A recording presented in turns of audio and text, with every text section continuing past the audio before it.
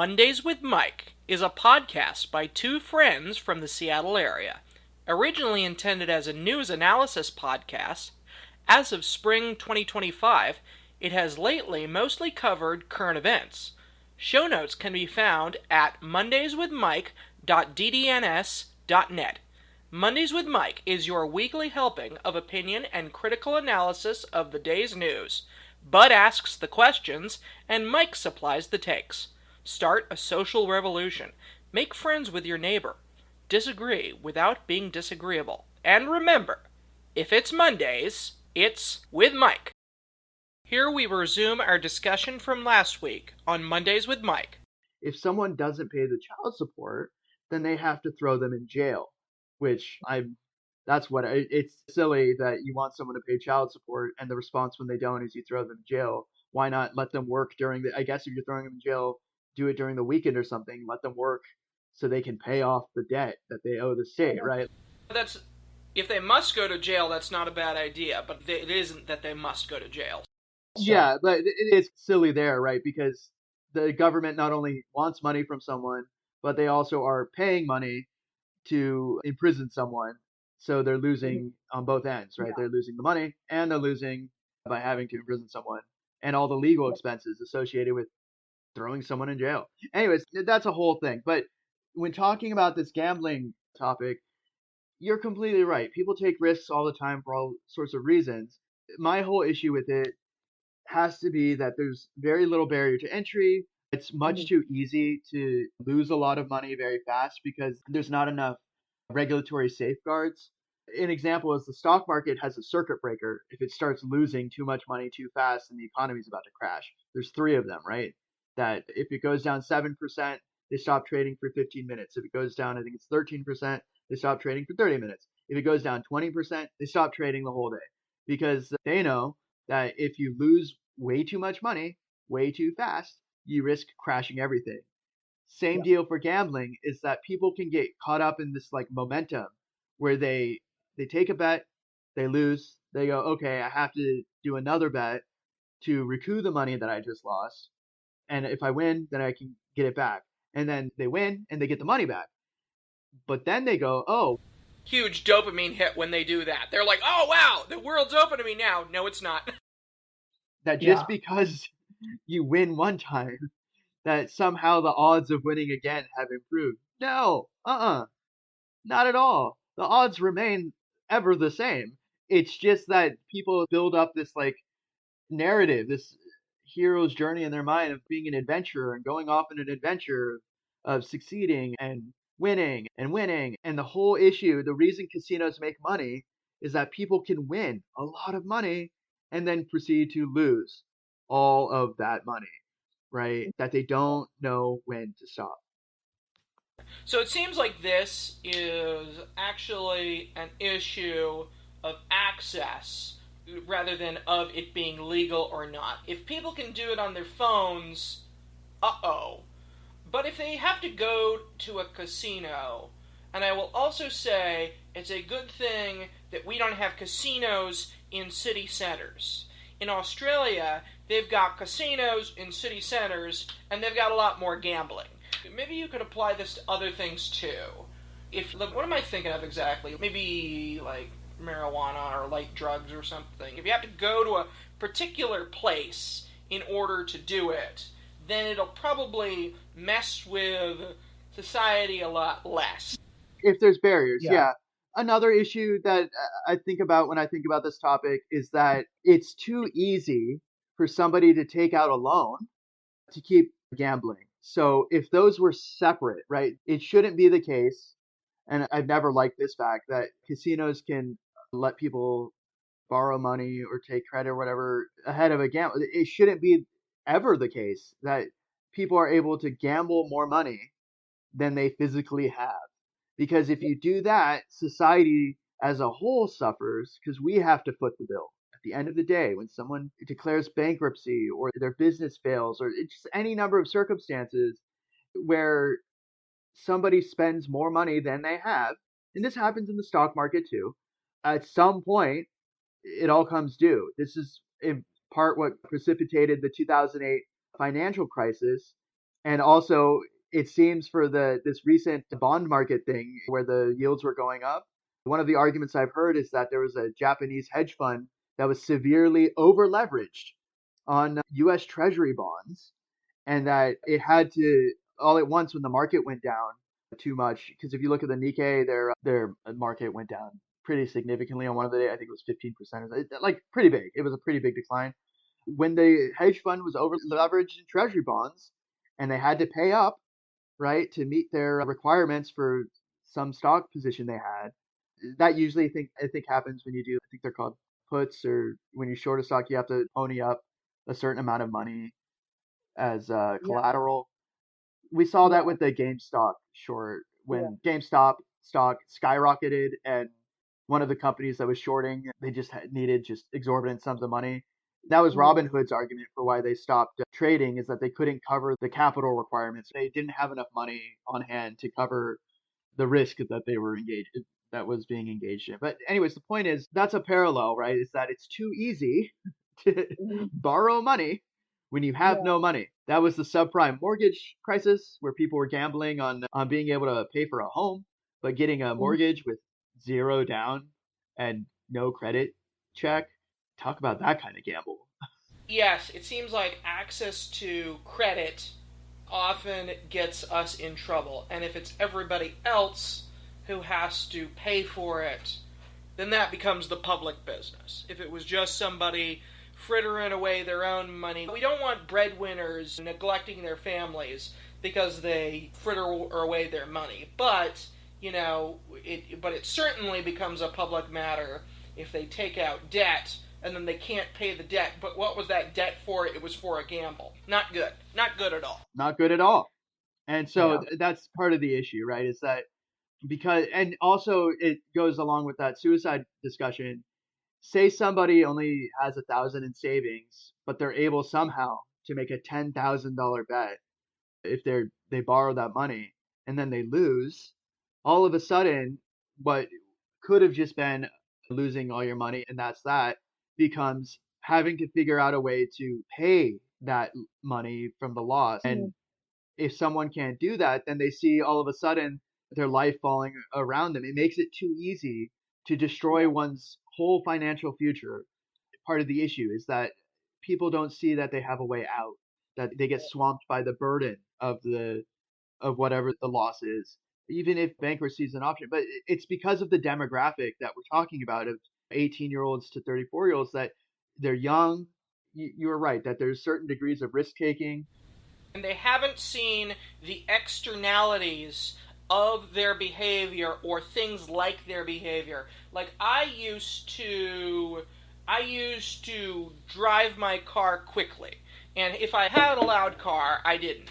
But if I had a loud car, I might have made a lot of noise with the loud car. But then later, I lived on a noisy street and I said to myself, it is justice, for I would have done this to society, and now society is doing it to me. No, if only I could have told myself, no! But now I don't live there anymore, so now I've served my sentence. They don't think about the externalities because maybe they haven't seen them. Yeah, if you don't like noise, don't live in a downtown city center. I lived in a very dense neighborhood for a while, and Did you have the Belltown Bandit? I lived in that area. And yes, I heard the noise, but the whole thing is that the noise never stops Yeah. in a downtown city. It's That's right. sirens, and it just never stops. Like it, a city's big enough, the noise is just always there. You get used to it, but man. Yeah. But no, okay, going to the point though of yes, risk taking behavior, right? There's a certain degree of naivete, right, of not knowing the full consequences of one's own action, and that's how they make so much money off these young guys. Is that these young guys don't realize their own limits and the ramifications of making just constant bets on stuff. There are Mhm. risks. Here's how I do it. I say to myself, how much do I want to win? Okay? If I want this probability of winning this, how much am I willing to lose? Here's the amount I am willing to lose. And whether I win or whether I lose do not amend this. Here is the calculation. Must follow the calculation. If I didn't follow the calculation, that would be very bad. That's the ironclad rule, right? You have to Mm-hmm. know the exact amount you're willing to lose and then stand firm that if you reach that point, no more. You set hard limits. And that I think is really important is having that degree of consistency and resiliency and just responsibility for your own actions. The part of the issue is for this group, these young men, is they don't have I think part of it is that they're not taught the ramifications so much of taking such huge risks financially. And that in some ways is a failure of our system. But anyways, in response to the suicide part, I think that universal healthcare would dramatically reduce the rates of suicide, period, because for too many people, access to healthcare is tied to their ability to pay for that healthcare. And so if you want to reduce crime, you want to reduce instances of addiction, you want to reduce mental health issues, all along the list, universal healthcare is the way because that's how people would get access to these services that could help them.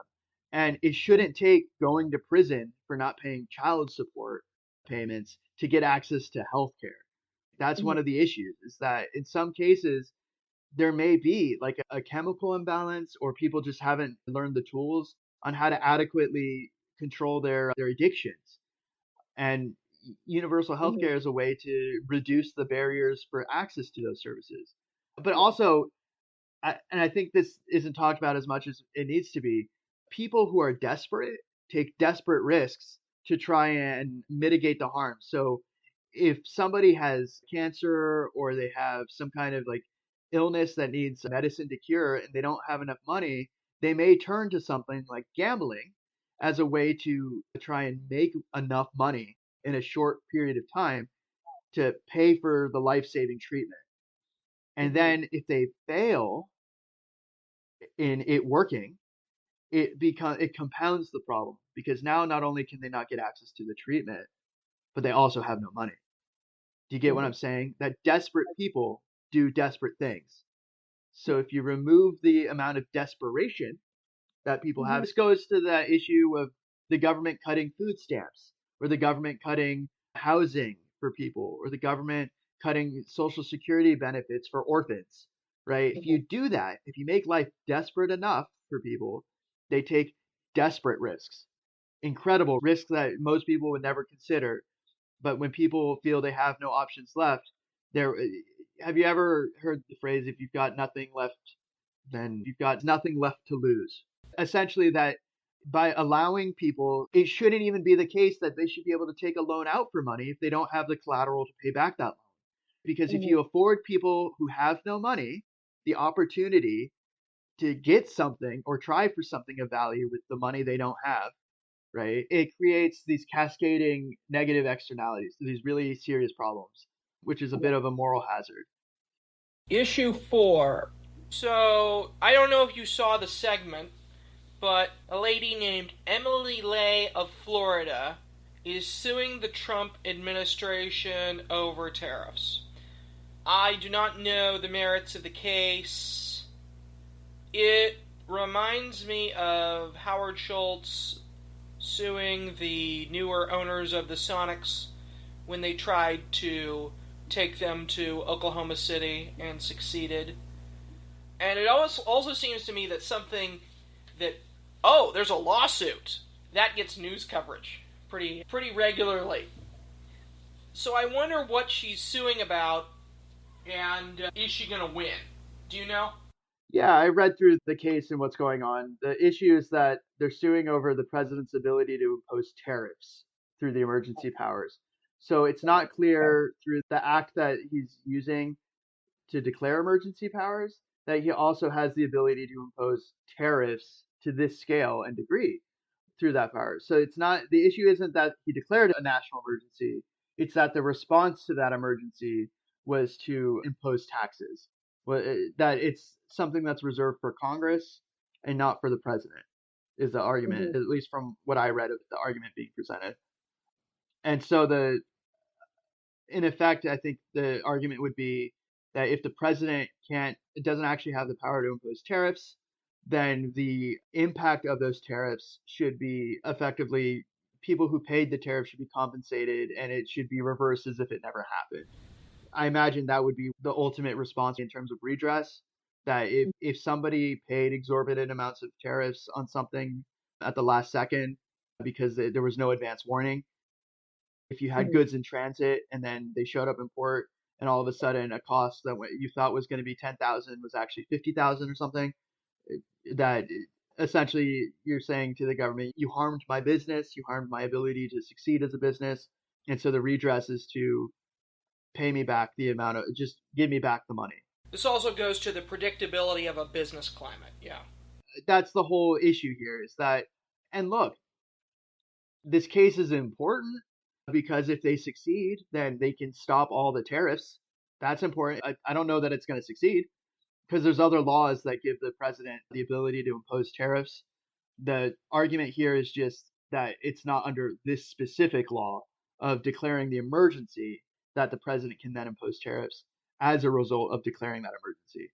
But that's where there's some ambiguity. It's a whole thing. It's going to get played out in court. I'm not sure it's going to win, but I would certainly expect it not to be the last lawsuit, right? If these tariffs with China go for a month, 6 months, a year, right? Again, there are going to be a significant number of businesses, small businesses that declare bankruptcy or stop participating entirely. They fire all their staff, they have to sell all their inventory, whatever, because they will not be able to succeed as a business if there are no alternatives to getting their products other than China, period. And so maybe some of those people will sue the government for effectively destroying their business from a decision from one person that perhaps shouldn't have been only his decision to make. Because it's in the Constitution that Congress has the power to tax. Congress has to weigh in on tariffs and international treaties and levies and all that. And that didn't happen here. It's very clear that Congress wasn't given the opportunity to vote on this, right? Because if that had happened, what would have had to happen was Trump would bring his whole proposal to Congress and say, here's my proposal, and make some arguments to the people in the House and the Senate, and then they would vote on it. But that didn't happen because that takes time, and you lose the element of surprise, right? And the whole argument is that the element of surprise is what caused these businesses to fail because they couldn't predict adequately with advance warning that order they'd made months in advance. Because when you make these orders, you're not just like sending some order to a warehouse in China, give me 100,000 doodads, right, or toys or something. It's like you make the order 6 months ago, make me all these things, and then it gets made eventually, right, in the production cycle.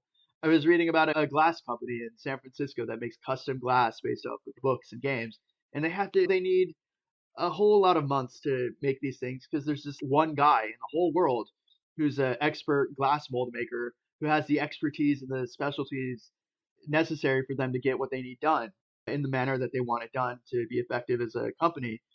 And if you shut down those opportunities and those supply chains, people lose all their money and they don't like losing all their money. And one of the things for government is that you have a redress of grievances. You can sue the government and say, hey, this happened to me. It was a product of a choice the government made.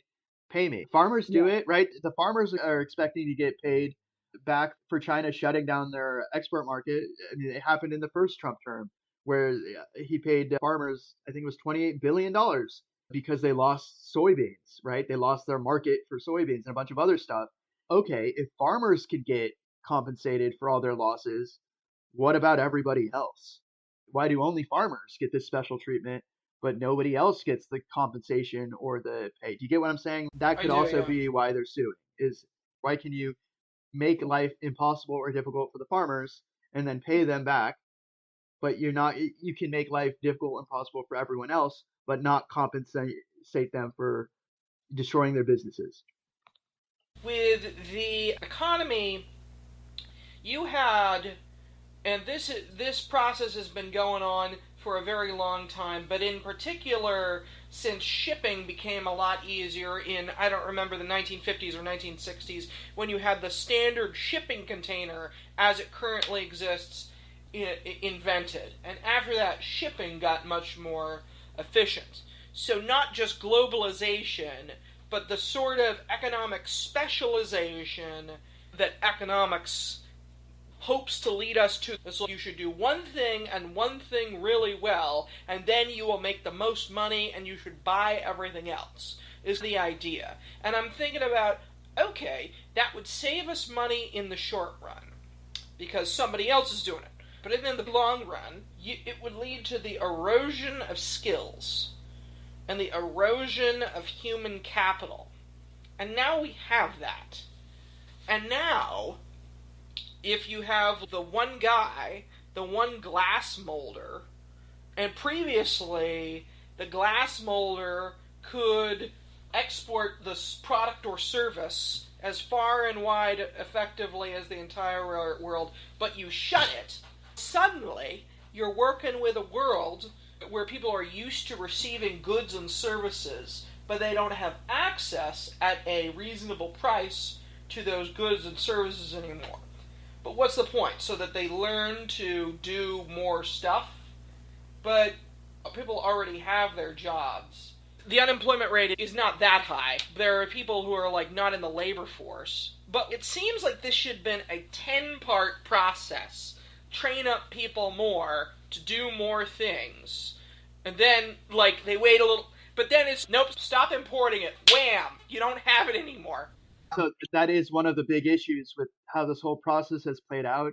If the end goal is actually to reshore industry and manufacturing and certain expertise, you have to actually have people to do it. And if the incentives in the market weren't such that people were getting those skills or learning those skills or those trades because no one would hire them, because no one's employing people doing that stuff because other markets do it now instead, then all of a sudden the argument becomes really ridiculous. Oh, we're going to bring back 10 million manufacturing jobs, or we're going to bring back 5 million, whatever, pick an industry. And there's not enough people who will be able to do this work. So what are you doing? There's all these terrible assumptions built into the process that it's just going to magically fix itself. No, we built up a whole system of worldwide labor distribution of different places specializing in over a long, arduous period of time of trial and error and learning what places do what stuff best. And you're not going to suddenly reshape the world to fit your narrative. What's more likely is that the rest of the world that had to spend a lot of money and a lot of time and a lot of effort training their people to do the stuff that they're doing is just going to move on without you. That the US isn't going to be the winner anymore. It's going to be following in the wake of the actual captains and titans of industry. We may be the biggest market now, but if we're demanding unreasonable or impractical things, the other markets might decide that they don't need us. Let me put it this way. We may be the biggest single market for a country, but we're not the biggest market in the sense that the world market of all the countries in the world combined is significantly bigger than us. And for us to succeed, we actually need them to buy our stuff. If they don't want to, they don't have to, because the rest of the world, it turns out, it can make almost anything we make as good or better. What do you do? Not apple pie. I don't know. Not Hollywood movies, but yeah, those haven't even been that great lately. And the reshoring, it will take time, would take time, but that's even. Here's an example. I on Tuesday was thinking, wow, we're going to have very expensive products. And then I thought, what is a product that the U.S. imports, which we probably could make, and that is substantial? The first thing I thought of was shoes. And then I immediately thought, I don't know a thing about making shoes. And then I thought, furniture. The one we used to make a lot of and had the capacity to make that was pretty expensive was furniture, and now the US imports most of its furniture.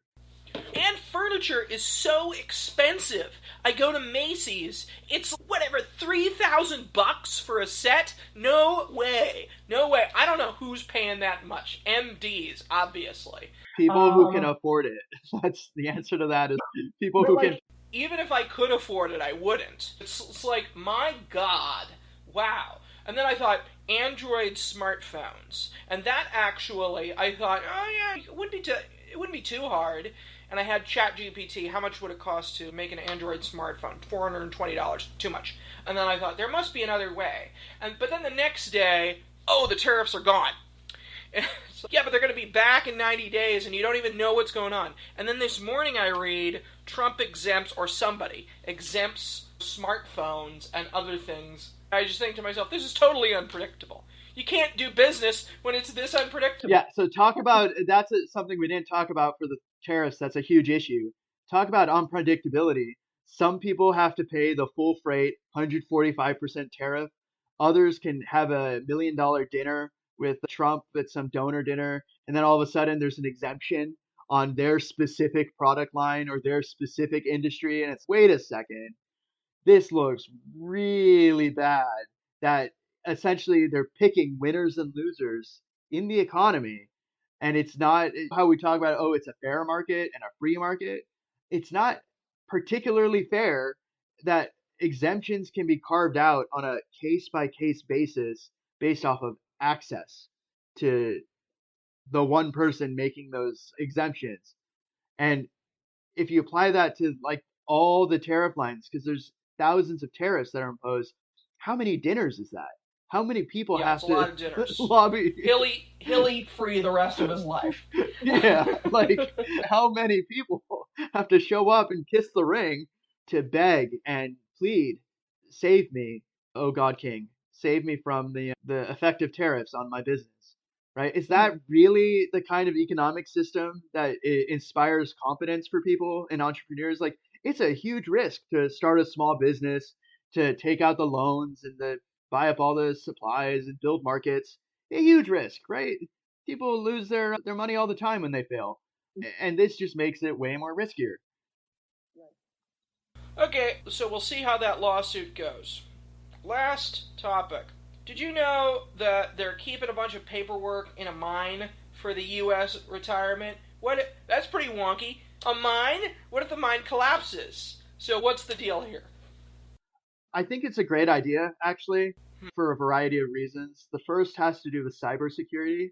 If you have everything on paper, you can't hack the paper, right? If everything's done manually and kept in a storage cabinet or a filing cabinet or in some vault underground, it's really difficult to steal someone's identity if you don't know what the actual particulars of their retirement is, of their identification, of any changes.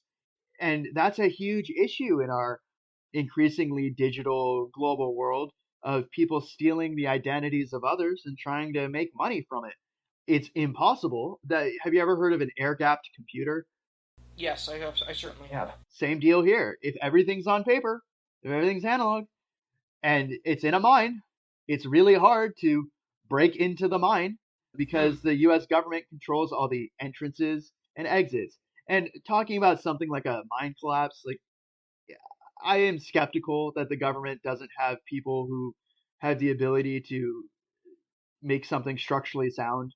We have Mm-hmm. other things that are built into mines. There are military bases that are built into mines. There's various vaults. There's the government cheese, right? The government cheese. Okay, if it's good enough for the government cheese, it's good enough for the paperwork.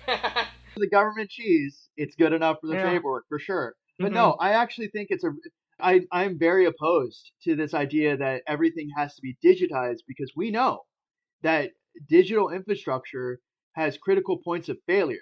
The thing I'm thinking about in particular is, do you remember that update that was sent out?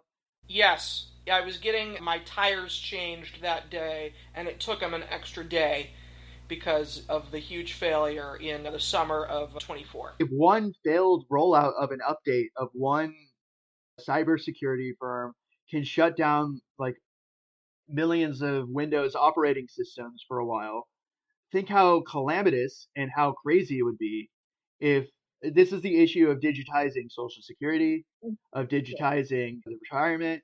You always want to have paper backups no matter what, right? Mhm. Because if there's even one day of, or even this goes to the full faith and credit of the US dollar and default on the debt, that if you Mhm. don't have accurate records of all the money that's owed to all the people, and you risk defaulting on any debt, then all of a sudden it doesn't just become that person losing out, it becomes faith in the system losing Yeah. out. And the faith in the Mhm. system part is the real big deal because that's how you get countries declaring bankruptcy, or you get massive depression, or you get cascading failures in economic collapse. And we don't want that. Mhm. And so Yeah. if it costs us a little bit, this is my issue with my gripe with Doge is that they don't seem to, if you don't have an understanding of why things are done the way they are, and you fire all the people who do know why things are done the way they are, like in Social Security.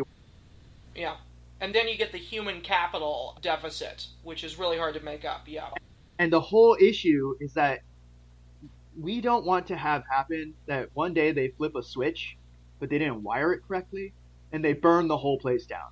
Meaning that Yeah. if they mess around with things they don't fully understand, like COBOL, the code that runs Social Security, or Yeah. these retirement things, or any of that stuff, if they tinker around in there or throw a wrench in the system without Mhm. actually knowing the full extent of what's going to happen, there could be Mm-hmm. dramatic consequences. Things like Sure.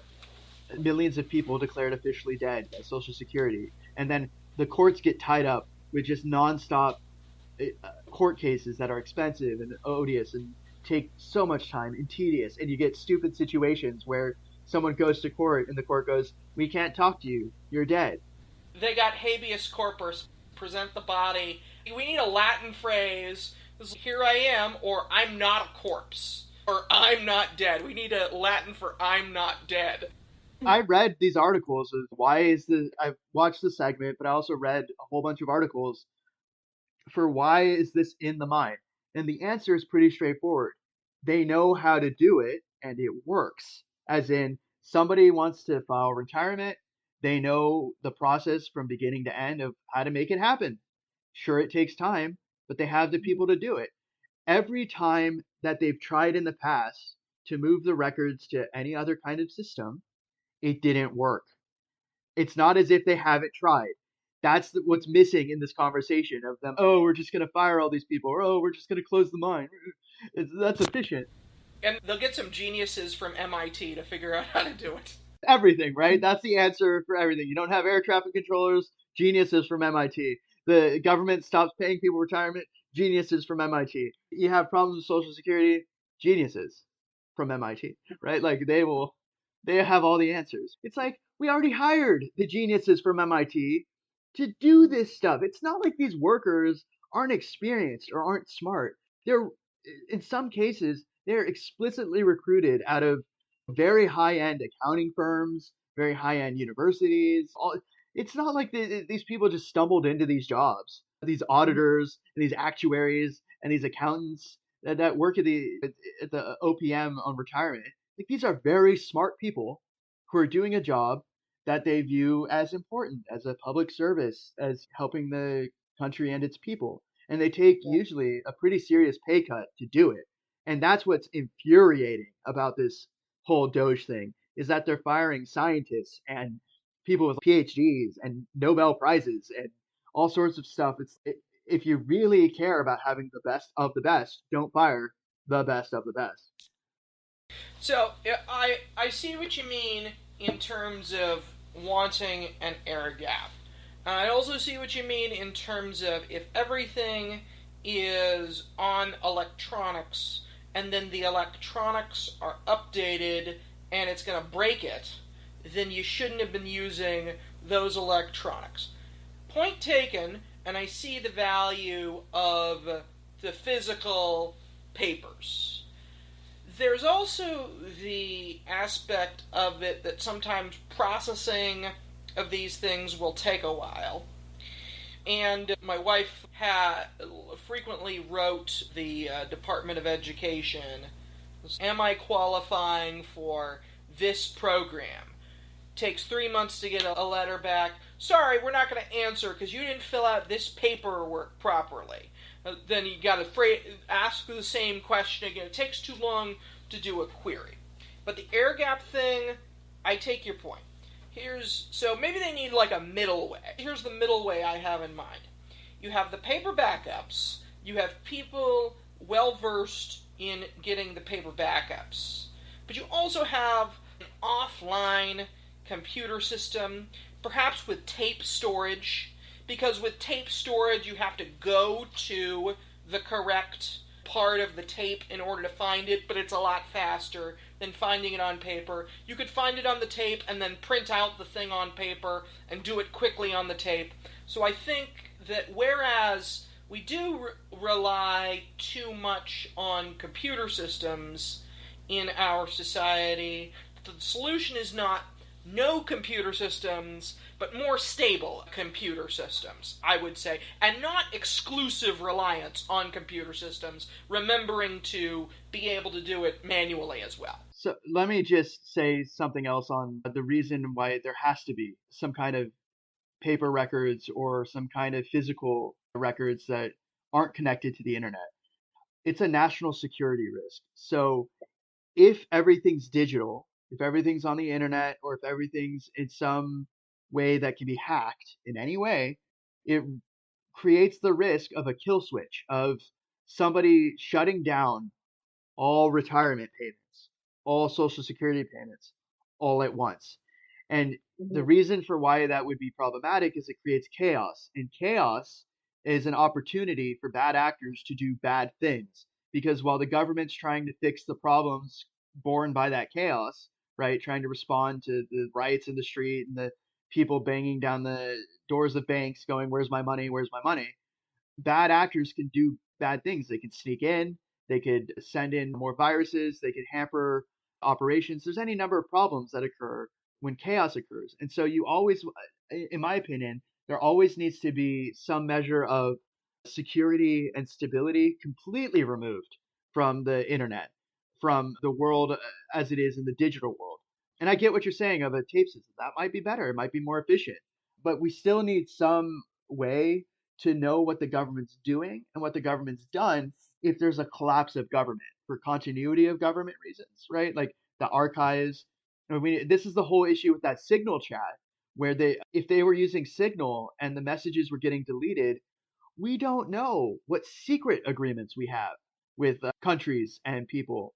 And they're secret, right? By design of the nature of what they are, most people don't know and will never know what they are. But there has to be some record in case we ever are put in a position where we have to know who our allies are and who our enemies are.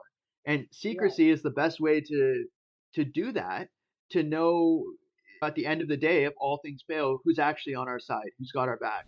Yeah, we need to know if a World War I occurs and there's secret alliances. We need to know who the secret alliances are. Absolutely. But let me say one other thing, and it has to do again with national security. A lot of retired military are held in a reserve capacity, meaning that when they retire from the military can still call them up for a certain period of years to serve if needed. So my dad was a pilot, and for a period of time after he retired, they still, if they really needed to, could have called him up to fly. I think at a certain point, it takes an act of Congress to do it after a certain age. But if you cut off the retirement or the pensions of military officers and soldiers, it creates a real issue if they need those soldiers in a time of need, right? Because the retirements and the pensions are the way that these soldiers are able to provide for their families in a time of emergency or catastrophe.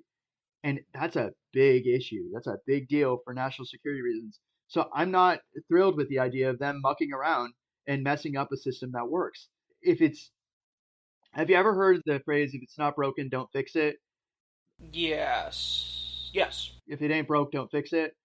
Oh, yeah. Yes. Yeah. The corollary of that is that the fix might break it, right? Oh, yeah. That if they don't know what they're actually doing, they could break it all. And once that thing's broken, it will be much more difficult to Yeah. fix it again. I'm thinking, not Tesla, of, was it Ford? He had to hire an expert and nobody could figure out how to fix it. And the expert showed up and tinkered around a little bit, looked at the thing and pointed at the place and said, fix here, and charged a lot of money. And the guy was like, why am I charging you all this money if the fix was so simple? And the guy said, you're not paying me for the fix. You're paying me to know where the fix is. That Mhm. I'm the one who knows. No one else knows. I know. Right. And I guess we should be careful with these things because a smart person once observed to me, inaction may be worse than some misaction, but a small good action can be worse than inaction if the small good action would forestall a greater good action in the short term future. So we got to be careful and make sure that we do these properly. I'll give you another example, though, in terms of Doge and what it's doing in firing government employees, because that's related to the mine thing that they want to fire people and they want to change the mine around and change the process. Is they fired the guy who came up with one of the effective responses to COVID, who helped save Trump's life. They fired him from the Department of HHS. You mean when Trump was sick in like October of 2020? Yeah, when he got that special Ugh. treatment, they fired the guy who made sure that treatment got pushed through, that it happened. And so it's, whoa, Well, wait that's a icky. second. The miracle workers are getting fired from government, the ones who, in a time of great crisis, saved the day, and they're just firing them? Whoa, why is that happening?